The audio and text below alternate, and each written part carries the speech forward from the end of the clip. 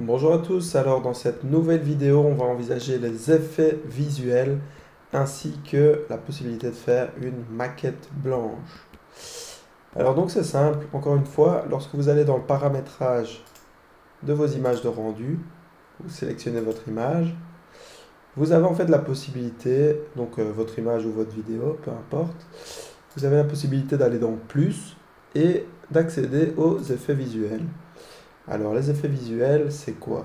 C'est d'une part la colorimétrie, donc la possibilité d'ajouter des espèces de filtres que l'on pourrait assimiler à des filtres Instagram.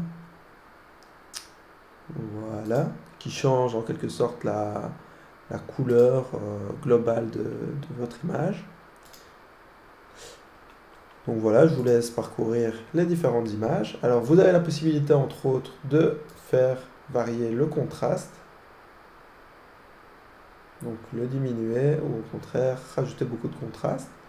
Personnellement, de base, il est à 65 et moi, je vous recommanderais en fait de rajouter 2-3% de contraste pour ajouter une certaine profondeur à l'image.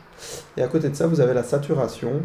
Et là, moi, je vous conseillerais de la réduire vers 42-43 pour dire d'ajouter un côté un peu plus réaliste à l'image et non pas donner cette apparence de jeu vidéo. Voilà. Alors, en dehors de ça, vous avez, donc je reviens dans effets visuels, donc vous aviez la colorimétrie, mais aussi la possibilité d'appliquer des filtres. Alors, les filtres, c'est quoi? Là, ça va être carrément une modification de l'image. Ça ne va pas être simplement euh, comme on a vu précédemment, ça va être la possibilité de rajouter une empreinte bleue, de rajouter des effets un peu particuliers à votre image. Voilà, donc moi je vous avoue que je n'utilise pas souvent ce genre de choses, mais vous voyez par exemple ça ici, ça peut être un rendu qui est utile pour, je sais pas moi, mettre en évidence les lignes de composition de votre projet par exemple. Ou vous avez même un filtre sci-fi qui donne une ambiance un peu nocturne. Enfin voilà. Ici c'est justement un hôtel à Ibiza, donc par exemple ça pourrait être une image qui sert de couverture je sais pas, de couverture Facebook ou autre. Enfin voilà, je vous laisse juger de l'utilité de ces différents filtres. Alors, donc ça c'est une chose, et à côté de ça, on a le rendu clay qui correspond au rendu de maquette blanche. Alors, je vais tout d'abord retirer mon filtre. Voilà. Je retourne dans mes effets visuels et je vais dans rendu clay, donc dans maquette blanche que j'active. Alors, donc là, je suis directement dans un rendu tout à fait neutre, donc dans un rendu de maquette blanche.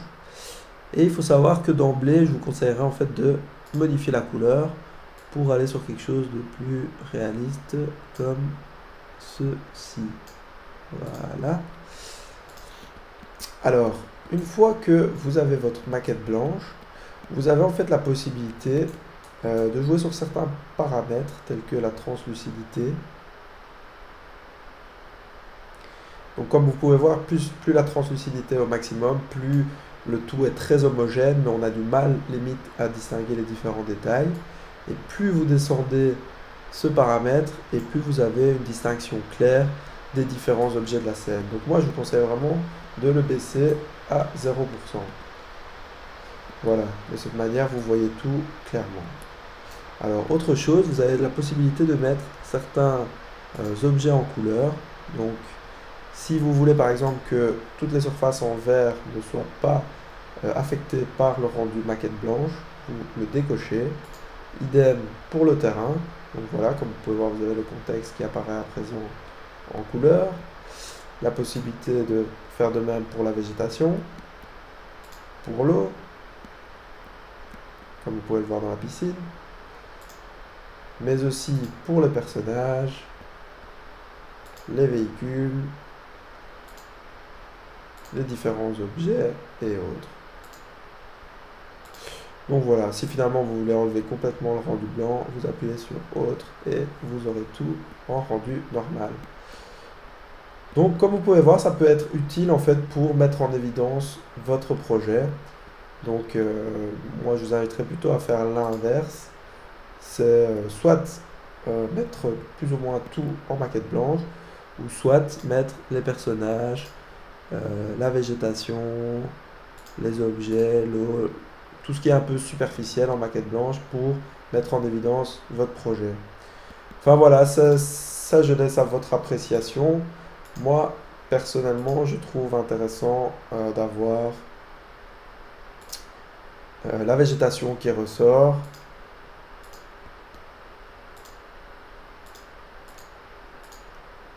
Bon voilà, personnellement, si vous voulez avoir un rendu de maquette blanche correct, ben, je vous conseille de laisser quand même un maximum de choses en blanc et de ne faire peut-être ressortir que la végétation ou le contexte. Voilà.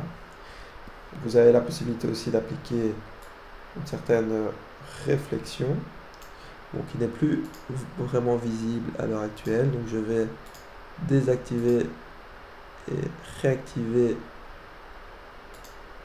mon rendu de maquette blanche, mais je vais lui ajouter, voilà, je vais tout rajouter. Voilà, comme ça on repart à zéro. Et donc si vous jouez sur la réflexion,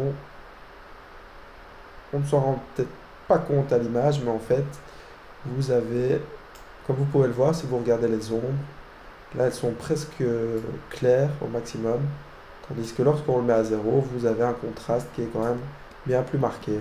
Donc moi je vous conseille de baisser vraiment la translucidité à zéro, la réflexion à zéro, pour avoir quelque chose de homogène, mais quelque chose dont on peut distinguer facilement les détails.